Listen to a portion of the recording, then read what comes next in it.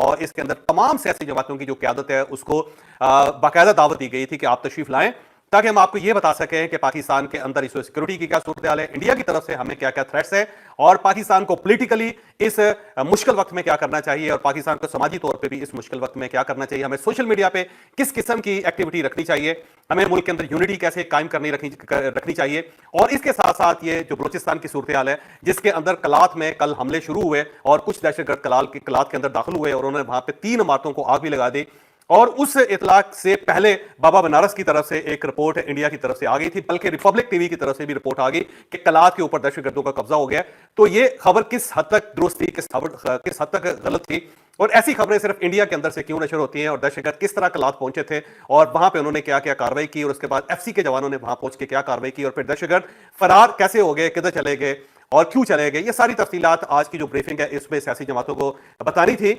और जब ये दावत दी गई तो तमाम सियासी जमातें जो इस वक्त पाकिस्तान के अंदर मौजूद है उन्होंने अपनी क़यादत और अपने लोगों के नाम भिजवा दिए और उन्होंने कहा कि हमारी तरफ से ये साहब या ये साहिबा जो है या ये जो वक्त है ये आपकी गुफ्तगू सुनने के लिए आएगा, और हम आपको यकीन दिलवाते हैं कि इस मुश्किल वक्त में हम अपने मुल्क के साथ हैं, हम अपने मुल्क के इदारों के साथ हैं। और उसके बाद ये सारा दिन फिर ये एक्टिविटी चलती रही और अब जाके ये बाकायदा ब्रीफिंग स्टार्ट हुई है, जिसके अंदर अता तारड़ साहब गवर्नमेंट का वर्जन दे रहे हैं और उसके साथ साथ अफवाज पाकिस्तान के जो तर्जुमान है यानी DGISPR वो अफवाज पाकिस्तान का वर्जन तमाम सियासी जमातों को दे रहे हैं। इस वक्त क्योंकि 2 ही तर्जुमान है, हुकूमत की तरफ से अता तारड़ साहब तर्जुमान है और अफवाज पाकिस्तान की तरफ से DGISPR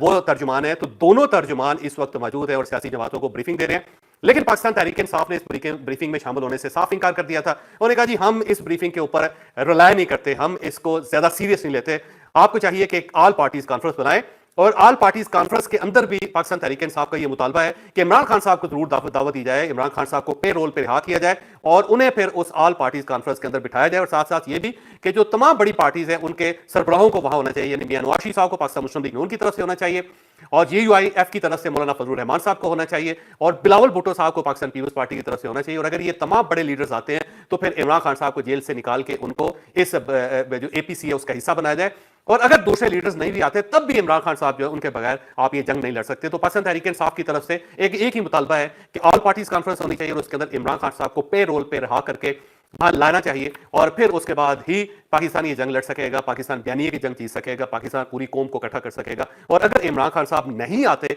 तो फिर इस ब्रीफिंग का या उस ऑल पार्टीज कॉन्फ्रेंस का कोई फायदा नहीं है। तो पाकिस्तान तहरीक इंसाफ ने साफ इनकार कर दिया, उन्होंने कहा जी हम तो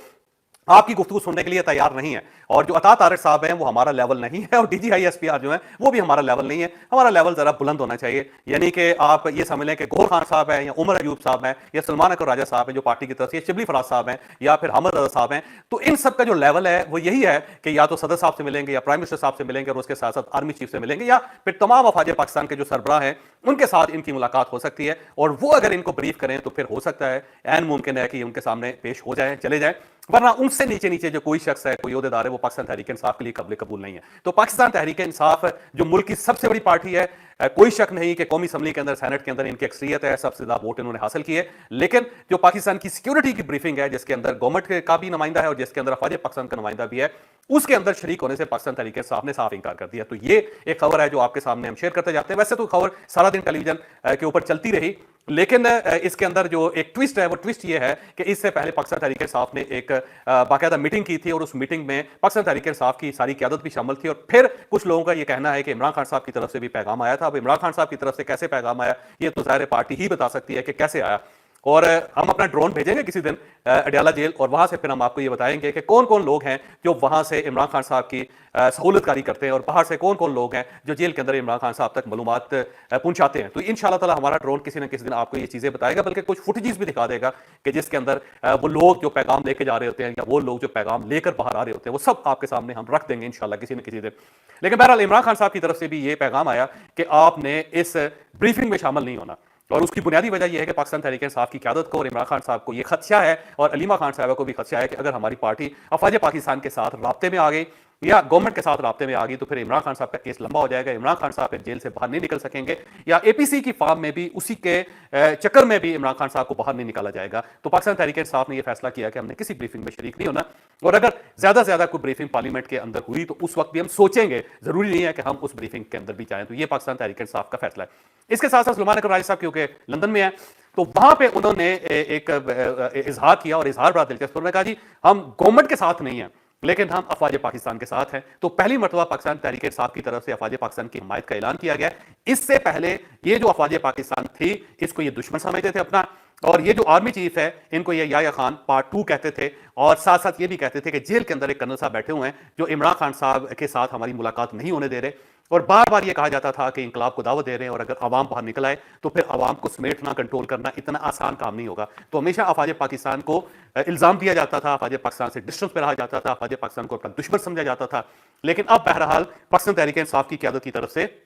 ये एक अंदिया दिया गया है कि जी अफवाज पाकिस्तान के हम साथ हैं। चलें, मेरा ख्याल है मोदी साहब को शुक्रिया अदा करना चाहिए, या इंडिया का शुक्रिया अदा करना चाहिए कि उन्होंने पाकिस्तान तहरीक इंसाफ के मुंह से ये तो कहलवाया कि हम अपनी फौज को ऑन करते हैं और हम इनके साथ हैं, और उस वक्त तक इनके साथ है जब तक इंडिया की जो सूरत हाल है इंडिया के साथ पाकिस्तान की बेहतर नहीं होती। तो ये एक पहली मरतबा पाकिस्तान तहरीक इंसाफ की तरफ से इस चीज का इजहार किया गया। लेकिन इसके साथ साथ अगर आप इंडियन टेलीविजन देखें तो वहां पे इमरान खान साहब से रिलेटेड बहुत सारी खबरें चल रही हैं, बल्कि एक ऑब्जेक्शनेबल किस्म की खबर भी चल गई थी जो बड़ी वायरल हुई, और उसके ऊपर बहुत ज्यादा मीम्स बनी, और उस खबर के अंदर यह बताया गया कि इमरान खान साहब के साथ बदसलूकी की गई है। इस बदसलूकी से पहले भी एक लफ्ज है, लेकिन मैं मुनासिब नहीं समझता कि वो आपके सामने रखा जाए। लेकिन अगर आप वो पूरी खबर सुनना चाहते हैं तो इंडियन मीडिया के बहुत सारे क्लिप इस वक्त वायरल है, आप उनमें जाके देख सकते हैं कि इमरान खान साहब के बारे में क्या ये कहा गया है कि उनके साथ किस किस्म का सलूक हो रहा है। तो ये इंडियन मीडिया जो बार बार दे रहा था, फिर इंडियन मीडिया पाकिस्तान तहरीक इंसाफ के लोगों को ले रहा था और लेके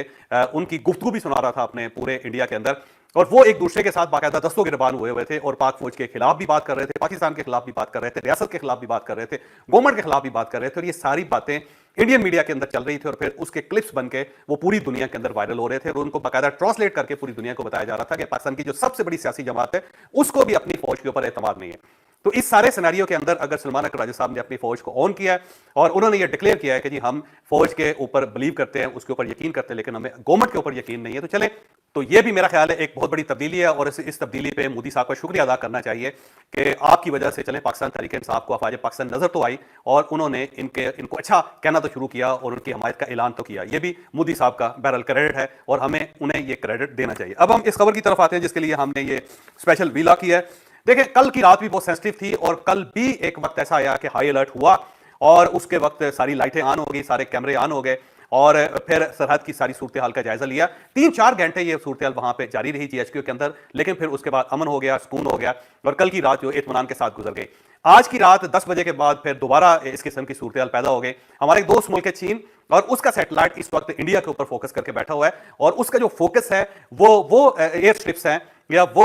जो एयरफोर्स, इंडियन एयरफोर्स के सेंटर्स हैं जहां पे राफेल तैयारे खड़े हैं, क्योंकि इंडिया अब मुकम्मल तौर पे राफेल तैयारों के ऊपर बेस करके ये ऑपरेशन करना चाहते हैं, उसके ऊपर वो यकीन अपना ठहरा के बैठा हुआ है। तो जो चाइना के सैटेलाइट्स हैं वो इस वक्त फोकस करके बैठे हुए हैं उन तमाम अड्डों को जहां पे इस वक्त राफेल तैयारे मौजूद हैं। लिहाजा वहां पे जो ही किसी किस्म की सरगर्मी होती है तो फौरी तौर पे पाकिस्तान को इतला करती जाती है। पाकिस्तान खुद भी उस सैटेलाइट से इंफॉर्मेशन लेके अपना हाई अलर्ट जारी कर देता है कि जनाब तैयार हो जाएं, क्योंकि फला जो इंडियन हवाई अड्डा है, जंगी तैयारों का अड्डा है या एयरफोर्स का अड्डा है, वहां पे लाइटें ऑन हो गई हैं और वहां पे किसी किस्म की एक्टिविटी नजर आ रही है। और साथ ही जाहिर हमारे रेडार्स वैसे भी फोकस करके बैठे हुए, एयर डिफेंस सिस्टम पाकिस्तान का वैसे भी बहुत अच्छा है और इस वक्त हाई अलर्ट है। और ये जो इस वक्त सिस्टम है उसने फोकस किया हुआ एलओसी पे, क्योंकि पाकिस्तान की रीडिंग है, बल्कि हमारे दोस्त मुल्कों की भी ये रीडिंग है कि इंडिया जो कुछ भी करेगा वो एलओसी के आगे पीछे करेगा, वो जो इंटरनेशनल बॉर्डर है उसके ऊपर किसी किस्म की छेड़छाड़ नहीं करेगा, क्योंकि अगर वहां पर छेड़छाड़ हो गई तो फिर ये एक्ट ऑफ वार होगा, फिर एक लंबी जंग शुरू हो जाएगी। और अमेरिकन ने कहा है कि लंबी जंग नहीं करने को कुछ भी हो जाए, क्योंकि फिर हम आपकी मदद नहीं कर सकेंगे। तो बहरहाल कल रात जब वहां पे एक्टिविटी हुई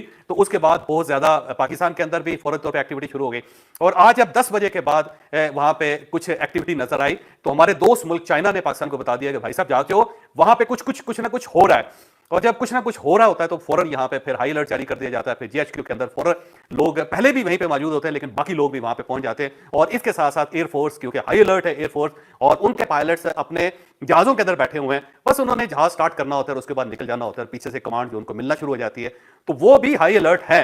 इस वक्त भी हाई अलर्ट है। और पाकिस्तान का ख्याल यह है, बल्कि पाकिस्तान के दोस्तों का ख्याल यह है कि आज 2 बजे से लेकर 3 बजे के दरमियान किसी वक्त कोई भी कार्रवाई हो सकती है। और इस कार्रवाई के लिए एक और जवाब है जो मैं आपके सामने रखता जाता हूं, वो बहुत ही दिलचस्प जवाब है। देखें, इंडिया को भी यह पता है कि पाकिस्तान इस वक्त हाई अलर्ट है और इनके रेडार सिस्टम, इनका एयर डिफेंस सिस्टम जो है वो एक्टिव है, बल्कि इनके पास ऐसे सेंसर्स भी हैं, ऐसे जैमर्स भी हैं कि जो हमारे तैयारों को, हमारे कम्युनिकेशन सिस्टम को जैम कर सकते हैं। तो इंडिया को इस चीज का अंदाजा है, लिहाजा उन्हें पता है कि इन्होंने हमारे राफेल तैयारे गिन रखे, इन्हें पता है कि किस एयर बेस के ऊपर कितने तैयार हैं और ये उन तैयारों को गिनते रहते हैं। और यूं ही वहां पे कोई एक्टिविटी होती है तो फौरी तौर पे इनकी घंटियां बज जाती हैं, वहां पे अलार्म बज जाते हैं और ये फौरन अपने जहाजों को तैयार करके ये एलओसी पे पहुंच जाते हैं, तो तैयार हो जाते हैं। इस चीज का इंडिया को भी पता है। लिहाजा अब जो हमारा दोस्त मुल्क है उसने मॉनिटर किया है कि वहां 2 से लेकर 4 राफेल तैयारे जो है वो गायब है, वो कम हो गए। अब वो 4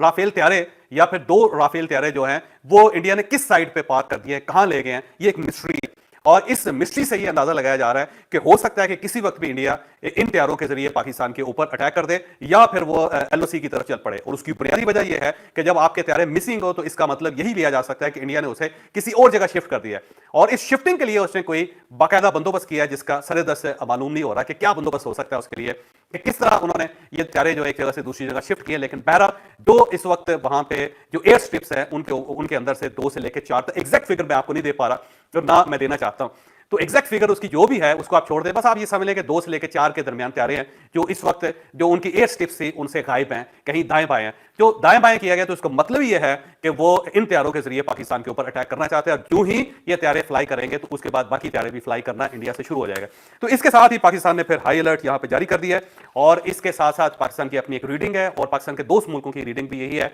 कि ये जो राफेल तैयारे हैं ये पाकिस्तान की हदूद में दाखिल होंगे और यहां पे अगर वो मिसाइल नहीं मारते, क्योंकि मिसाइल जब मारेंगे तो पाकिस्तान उसका जवाब देगा, तो हो सकता है ये फ्यूल टैंक यहां पे गिरा दें। और जब फ्यूल टैंक गिराएं तो उसके फौरन बाद सारे जंगलों के अंदर आग लग जाए और जंगलों के जब अंदर आग लगेगी धुआं उड़ेगा और बहुत बड़ी फुटेजेस उसकी बनेगी और हर तरफ आग ही आग नजर आएगी। और उस आग को ये अपने मीडिया के ऊपर प्ले करके बताएं कि देखें हमने पाकिस्तान के ऊपर हमला किया, हमने उनकी आबादी, उनके मदारस, उनके कैंप्स को उड़ा दिया, उनके अंदर आग लगी हुई है और हमने मिसाइल फेंके, हमने वहां पे बम फेंके जिससे पाकिस्तान के अंदर बड़ी तबाही आई और हमने अपना बदला ले लिया।